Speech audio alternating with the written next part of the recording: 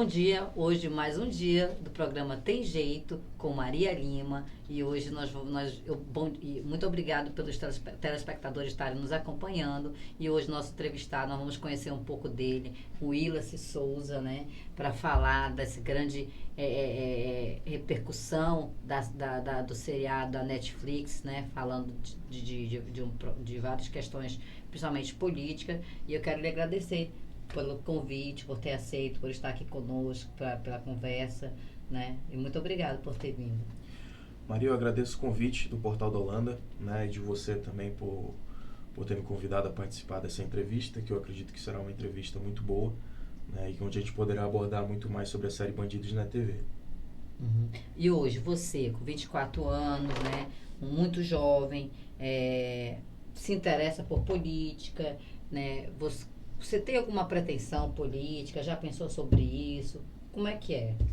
Olha, por muitos anos o meu pai foi político, eu praticamente cresci, né, nesse meio do meu pai vivenciando a política daquela forma tão especial, né, que levou ele a ser 3 vezes o mais votado.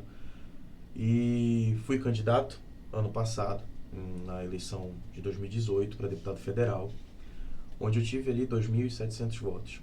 Ali eu pude ver como é que é a política, como funciona essa questão eleitoral, né? Então, depois que saiu a série, muitas pessoas vieram me questionar: Willis, você vai ser candidato em 2020? Como é que você vai se portar para 2020? Até mesmo jornalistas já me entrevistaram, perguntaram a questão disso. E o que eu tenho me pautado é na questão de ouvir as pessoas, receber o que elas viram, o que elas tomaram de consciência depois dessa série, né? Eu acho que após essa série muita coisa mudou, as coisas se tornaram diferentes, né? Tanto na questão da visão que as pessoas tinham sobre o meu pai, e é isso que eu quero ouvir das pessoas, ter esse feedback. O que elas acharam, qual foi a, a conclusão dessas pessoas. Aí sim eu quero pensar como é que a gente pode fazer um projeto político para frente, o que a gente pode fazer pelas pessoas para continuar aquele trabalho, aquele legado que meu pai sempre deixou pelas pessoas mais carentes, as pessoas da periferia de Manaus. Então, hoje ainda não é uma prioridade, uma visão política, né? Não, ainda está sendo estudado. Sim, né? A prioridade hoje é conhecer as pessoas, conversar com elas e saber o que elas entenderam de todo esse caso. E na sua opinião, qual a importância do jovem no cenário político? Bem, é fundamental, né? O jovem ele vem agora de uma série de fatores, né? De uma verdadeira mudança que aconteceu no Brasil, né? Uma mudança de concepção, de análise política até mesmo, né? De vários protestos, de um impeachment de uma presidente, né? Logo em seguida de escândalos de corrupção também em vários setores do Brasil.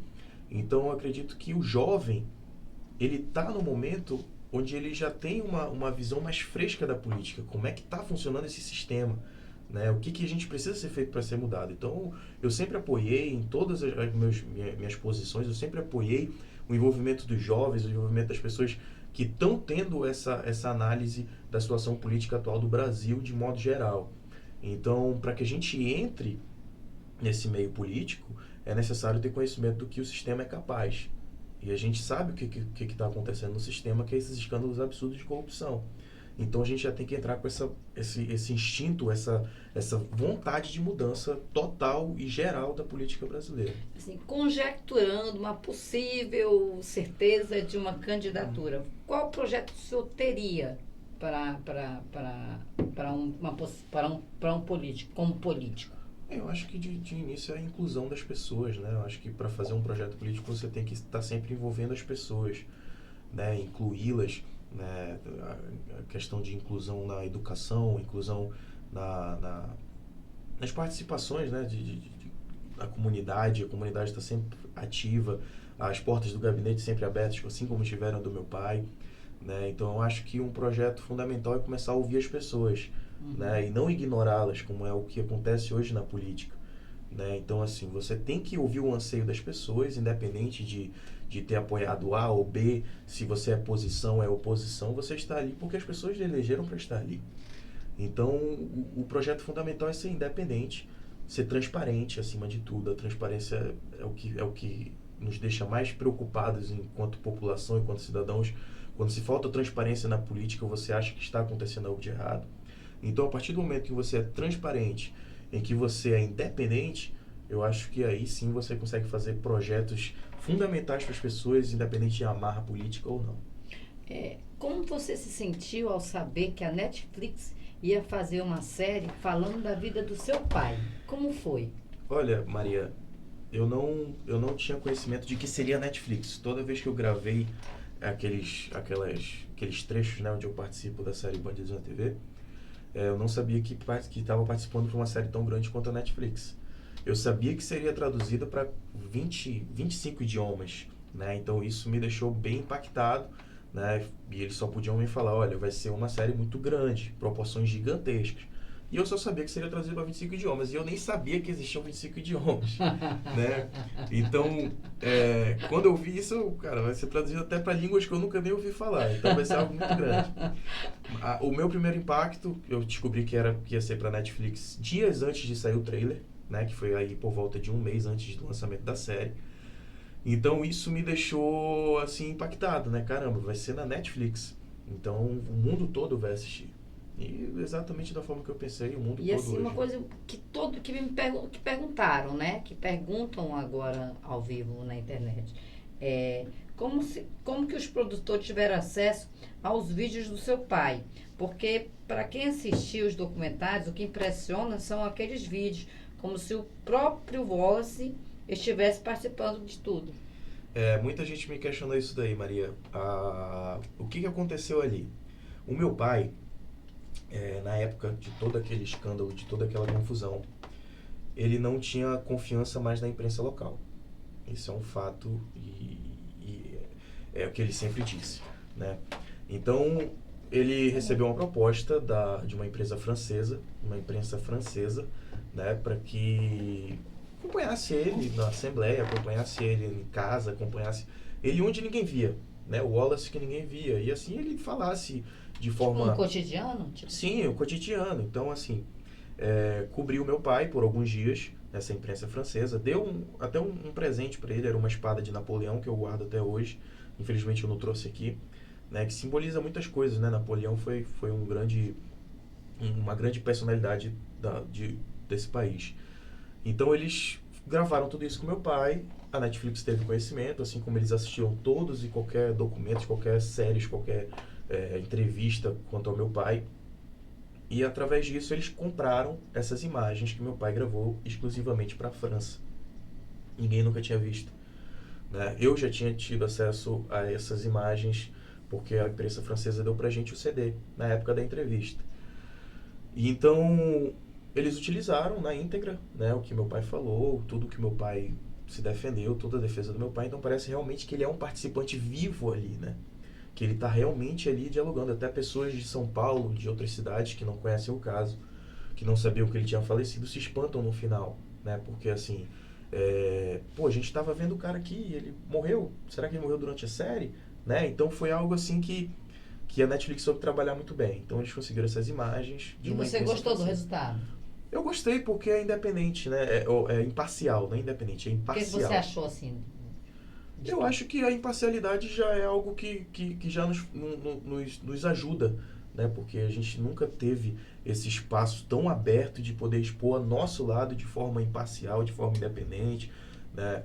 Então isso é algo que me deixou muito animado, né? Eu gostei porque mostramos a nossa versão e as pessoas conseguiram compreender.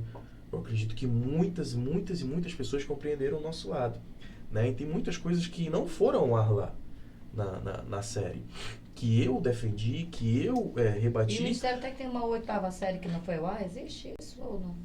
Bem, eu não sei do que se trataria esse 8ª série, 8º episódio. O 8º episódio. Então, assim, eu acho que não, acho que a série ela finalizou bem, né? Ela finalizou mostrando ambos as versões, então mostrou a falta de materialidade da Força Tarefa, né? A falta de o absurdo que eles fizeram, né? Que foi todo um teatro, um circo em torno da família Souza, para que se prejudicasse a gente de forma política, que se anulasse, como meu pai fala. E teve um intuito, um motivo por isso? Sim, o motivo foram vários, inúmeros, né? Como as CPIs que meu pai criou, que mais? Quando meu pai criou a ADIM, né, rebaixou delegados a comissários, né, por terem passado por um concurso possivelmente fraudulento, né? Então meu pai conseguiu, né, essa ADIM, essa ação de constitucionalidade, onde rebaixou esses delegados. Então isso tudo gerou uma grande raiva, né, sobre o meu pai por ele estar ali defendendo o que seria... Opa, me desculpa. Tem problema. O que seria uma afronta, né, àqueles delegados que subiram a essa patente de delegados de forma irregular, né? Então, a partir do momento que meu pai denuncia na Assembleia Legislativa esse concurso fraudado, eu acho que ali teve uma certa raiva. E ali tem figuras que estão na Força Tarefa. As pessoas que estavam nesse concurso, que estavam nesse concurso que ainda está em análise e investigação no STF, elas participaram da Força Tarefa. Tá entendendo? Então, qual é a legalidade disso? O deputado que denunciou aquelas pessoas agora é vítima de uma investigação por parte dessas pessoas, né? Então, ninguém falou sobre isso. Ninguém mostrou que o Wallace denunciou antigamente o delegado que participa da série, né, nesse concurso. Foram vários, né? O delegado que estava nessa série, que participa dessa série, ele estava nesse concurso, né? Então, um dos que foram sim, rebaixados. E outra questão também é a questão do próprio secretário que participa dessa série também.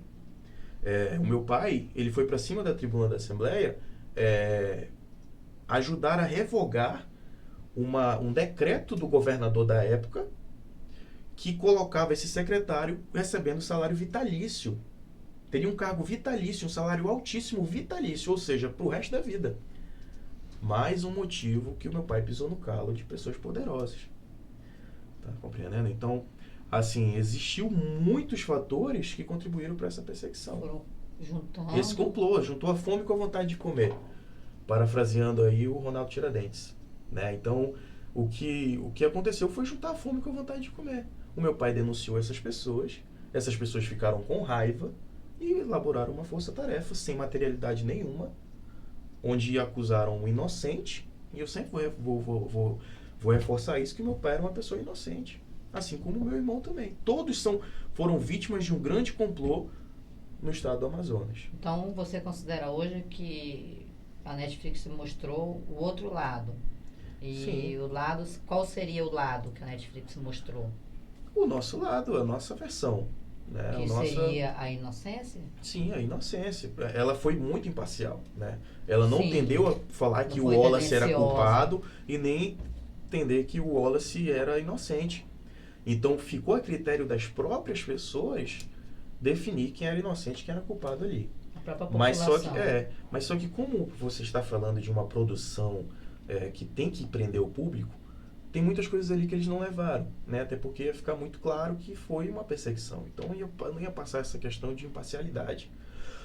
O jornalismo tem que ter, né? Sim, então não ia passar essa questão de imparcialidade e também ia tirar um pouco como é que se pode dizer? Aquela intensidade da série, né? Porque se você joga o Wallace ali, ele pode ser culpado, pode ser inocente, pode ser culpado, inocente, a pessoa fica presa naquela série. E é uma questão de marketing deles. Mas tudo que foi mostrado, como, por exemplo, aquelas fotos absurdas do Frankzinho. Meu pai com aquele com o traficante lá, o Frankzinho. Da foto que aparece ele no restaurante. Quem é o Frankzinho ali naquelas fotos? Por que quando é para mostrar ele sendo preso, porque aquelas filmagens dele torturado, ali aparece o rosto dele. Então a nossa parte ali tá mostrando o rosto dele. Mas quando chega na hora da acusação, mostra o meu pai almoçando no restaurante com os seguranças, com amigos. E quem é o Frankzinho ali? Por que não apontar esse aqui que é o Frankzinho, aqui que ele tá sentado? Esse daqui é ele. Não mostra. E o Frankzinho, aquela foto muito polêmica, ouvindo na Netflix, foi o que os jornalistas falaram, foi o que mais escandalizou, né? Ver ele ao lado. Esse é o Frankzinho, e tem a foto também com o Moa. Né? Isso, que é o outro personagem também, que eu já vou entrar nessa questão. voltando aqui a parte do Frankzinho, nem nada mostra ali onde é que ele tá, né? Então é algo que não foi mostrado na série, justamente para dar essa imparcialidade, né, entre as pessoas. Porra, ele tinha foto com um dos maiores traficantes do estado, mas só que a gente refutou isso, né? Não tem ali, não dá para saber quem é o Frankzinho. Então qual é a comprabilidade de que ele estava ali, né? Não tem. Não dá para usar aquilo como critério para acusar uma pessoa, né? A questão da foto do Moacir. Moa? Quem é Moa? O nome, o apelido Moa. Moa podia ser para os compadres dele, para as pessoas ao redor dele, para os familiares talvez. A própria mulher do Moa fala, eu não conheço ele como Moa, eu conheço ele como Moacir. E o secretário, ele diz, o Wallace diz que não conhecia ele como Moa, conhecia ele como Moacir. A própria família conhecia ele como Moacir. Então, eu tenho certeza que no momento que chegaram com meu pai e perguntaram, você conhece esse tal de Moa? Meu pai, quem é Moa? Né? Se o meu pai soubesse, esse cara que ia lá em casa pedir kimono, pedir faixa, pedir ajuda, né? Soubesse quem é Moacir, falasse Moacir Jorge, que era esse cara que pedia as coisas da academia, meu pai talvez soubesse, eu sei quem, mas não tenho nenhum envolvimento, não sei quem é, né? Então, assim, teve realmente esse jogo tudo muito meticulosamente pensado, né? Pra confundir também o meu pai. Meu pai também atolado de coisas, de gente mandando do judiciário acusando ele, o filho naquela situação toda. Então, realmente gerou essa confusão. Aí apareceu logo em seguida aquela foto do meu pai na piscina com o Moacir, né? Ali o que aconteceu? O Rafael treinava com ele na academia, o Rafael treinava jiu-jitsu, né, na Nova União, e o próprio Moacir, ele chegou e falou, olha, Rafael, você é graduado, você não sei se ia ser Black Belt, eu não conheço Moacir, não sei quem é, e sei quem é agora, né, da série, todo o processo, enfim, quero fazer uma graduação, e meu teu pai tem uma churrasqueira, tem uma piscina, eu posso fazer a graduação lá? Rafael, tranquilo. Quem conhece o meu pai, quem conhece a minha família, sabe que a gente sempre foi pessoas muito abertas, né, muito acessíveis. A família Souza sempre foi acessível. Então, assim, o Rafael foi, eles organizaram o churrasco para os amigos do Moacir, né, e o Moacir estava na piscina, meu pai estava trabalhando, chegou, né, em casa, viu que estava tendo o churrasco, meu pai não recusava o churrasco, assim como eu também não recusaria, né? E estava na casa dele e entrou na piscina, né? E ali o meu pai, como uma figura pública, um político conhecido do estado, quem é que não tirava foto com o Wallace Souza, né? Devido à relevância que era o Wallace Souza. Então, olha, estou aqui na casa do Wallace, vamos tirar uma foto. A esposa dele, a Meire, foi e tirou uma foto dos dois na piscina. Como é que meu pai... Você acha... Assim como os telespectadores que não assistem, vocês quando conhecem alguém ou vão tirar foto com alguém, você chega com a pessoa, olha, me passa aqui tua ficha criminal, deixa eu dar uma olhada aqui, o que você responde, você é isso aqui, você faz assim, não vou tirar foto contigo não. Eu não faço isso, eu tô lascado, então. Desculpa o palavreado. Mas se eu chegar e pedir ficha criminal de todo mundo que tira foto comigo, ainda mais depois desse negócio da Netflix, e aparece depois, tirou foto, é amigo, é íntimo, sabe?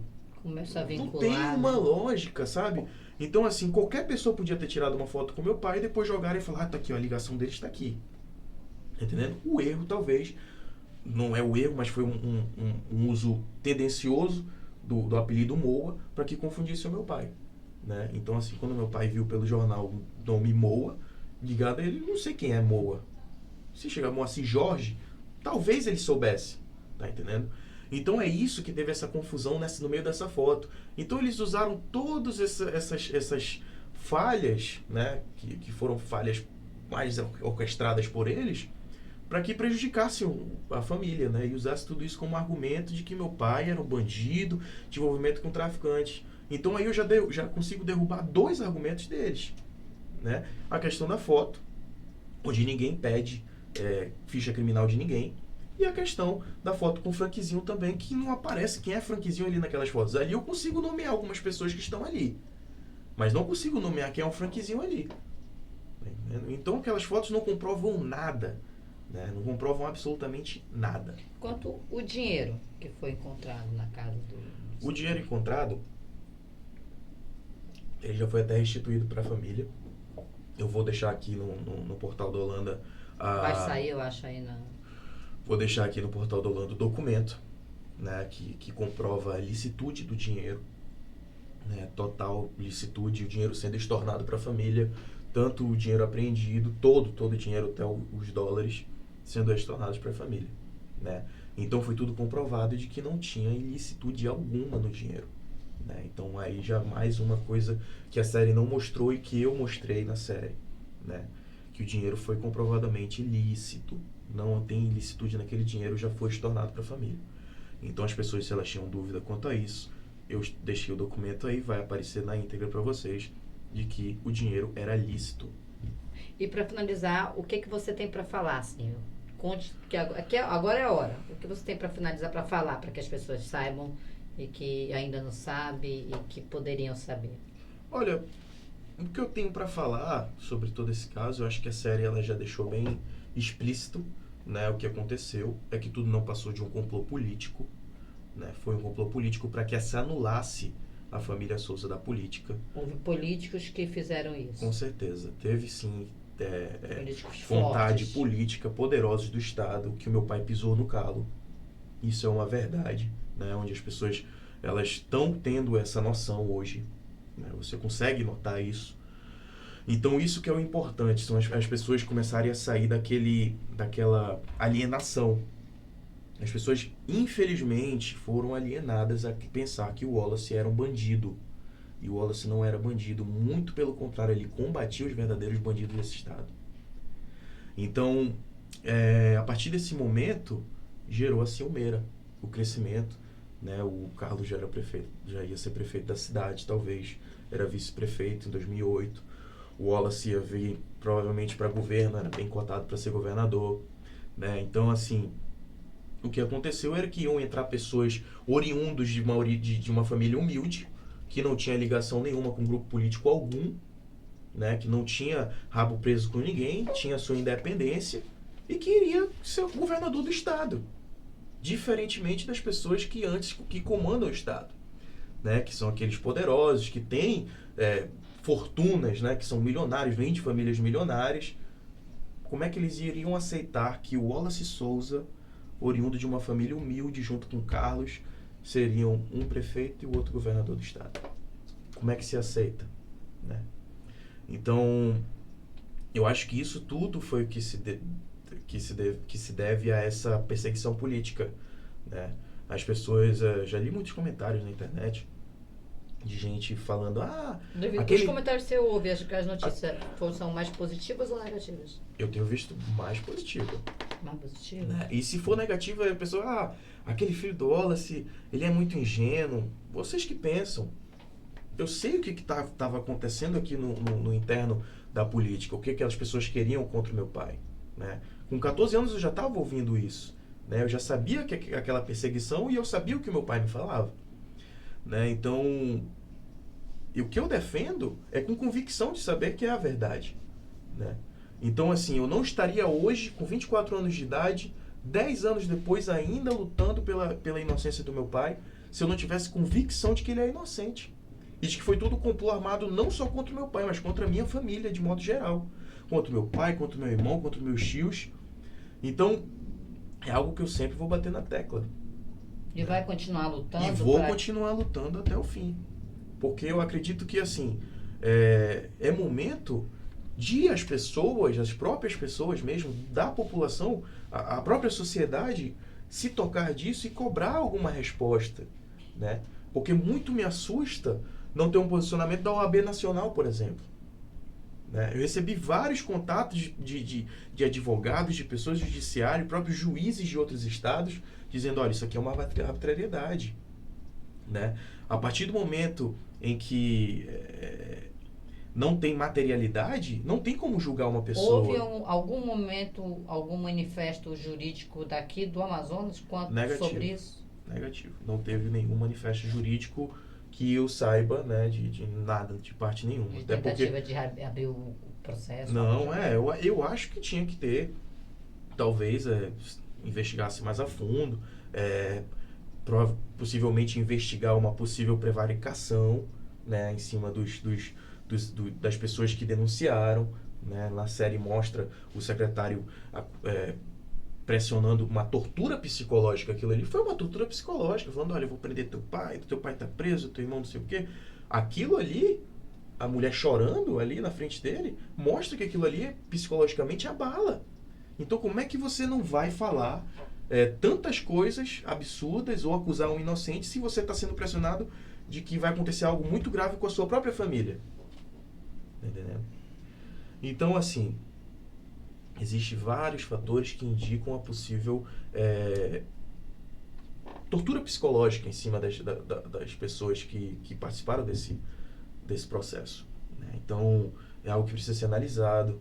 Eu espero que um dia a própria OAB nacional se posicione, nem que seja contra ou a favor, né, esse caso, né? Tem uma frase jurídica que diz indúbio pro réu, algo assim, né? Em falta é a presunção de inocência, né? Presunção de inocência, então, assim, negado, né? Então, assim, teve essa falta de presunção de inocência do meu pai, né? Um deputado estadual teve menos moral, menos credibilidade do que umas pessoas que já tinham vários processos nas costas de tráfico, de assassinato, de homicídio, né? de coisas absurdas. Um deputado não conseguiu se defender, né? Não teve... o Wallace... Por que o Wallace não pode ser inocente? Não teve isso.